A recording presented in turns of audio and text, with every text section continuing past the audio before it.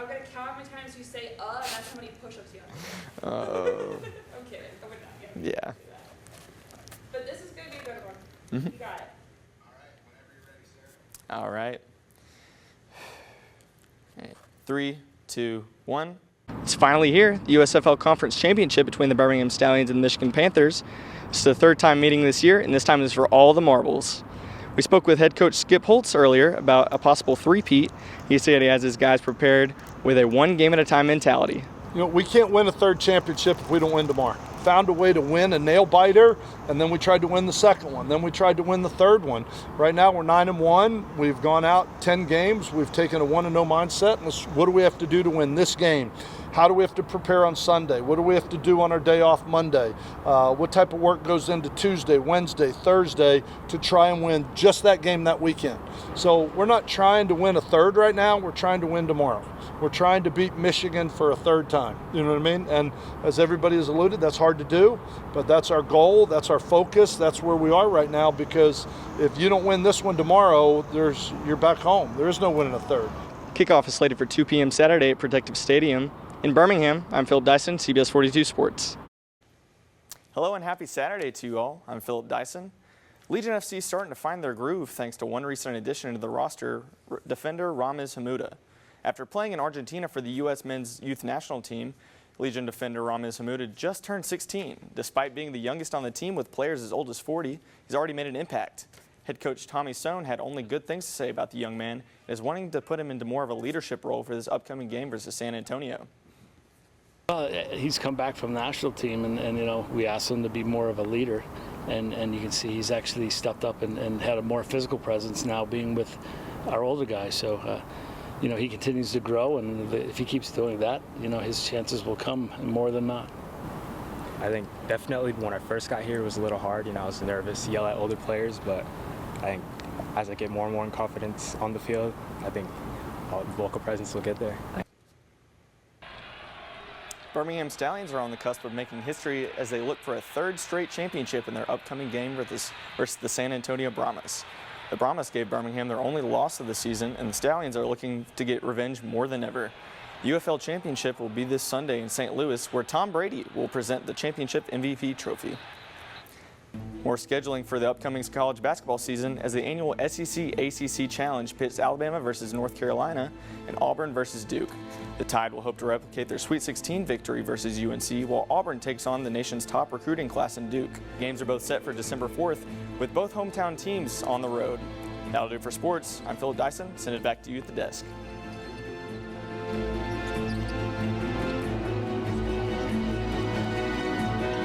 While most teams celebrate their Sweet 16 with big parties and all their friends, Legion FC defender Ramiz Hamuda spends his doing what he loves, playing soccer at the highest level.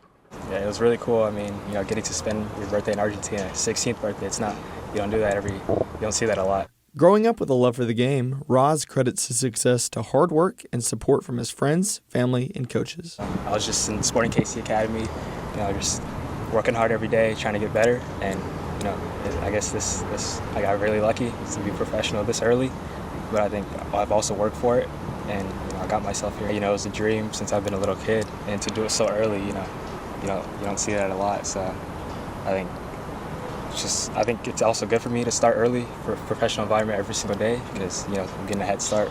All of this hard work has caught the attention of his older teammates, opponents, and especially Coach Tom Sohn.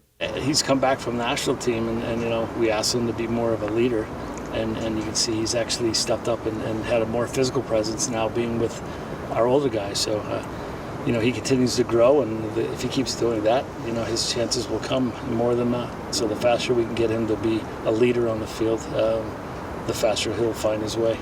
Pretty sweet first job for your average 16-year-old. In Birmingham, Philip Dyson, CBS 42 Sports. Hey y'all, happy Saturday. I'm Philip Dyson. It's finally here. Texas and Oklahoma have finally joined the SEC. The college football world has been in a frenzy ever since the news broke in 2021 about the two Big 12 superpowers leaving for the SEC. Originally slated for this time next year, a deal was struck to get both the Longhorns and the Sooners in the league as soon as possible. Both teams look forward to playing their old rivals in Texas A&M, Missouri, and Arkansas.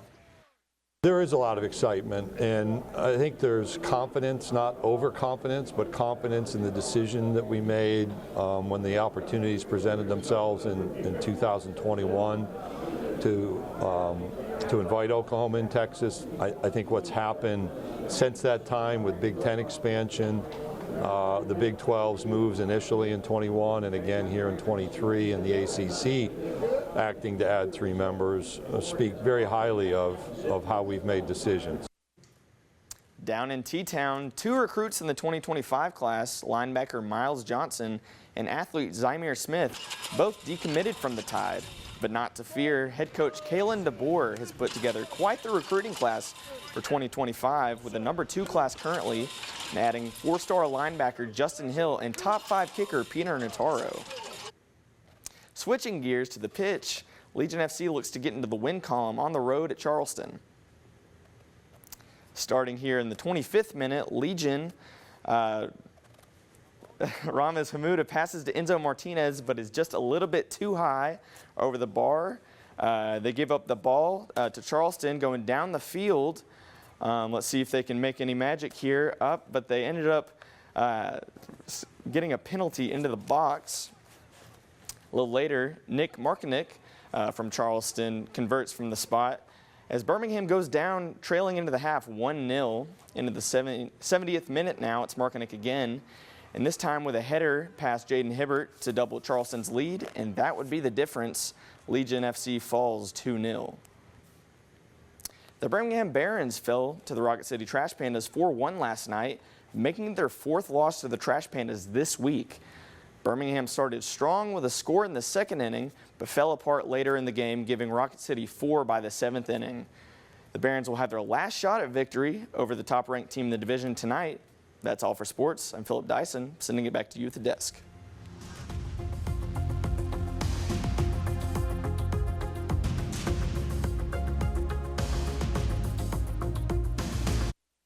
It is Christmas in July, and Legion FC just got a big present, having a couple players back from injury. Due to a condensed roster, the Legion has had trouble on the defensive side, allowing 6 goals in the past 2 games.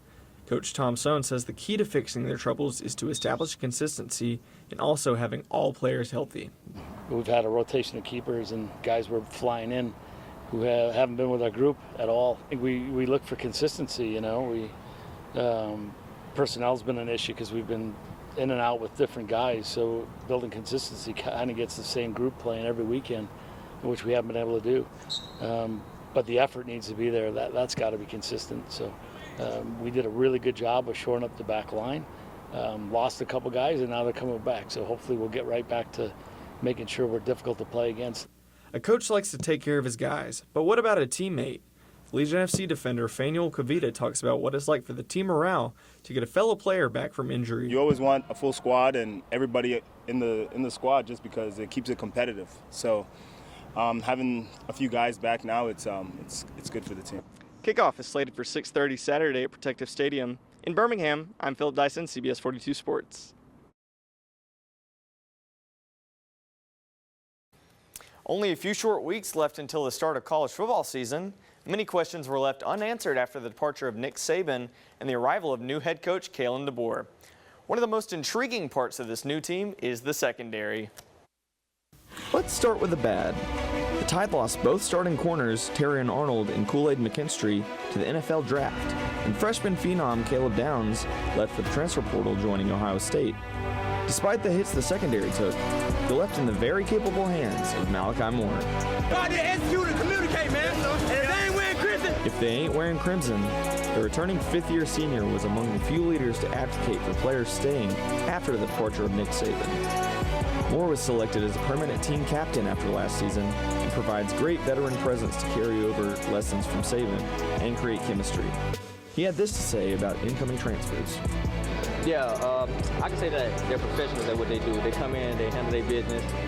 We always coming off the sidelines seeing how we could have did something better. So those guys are very motivated and driven each and every day. And it's been fun playing with them. New coach Kalen DeBoer had big shoes to fill once Saban left, and also roster spots.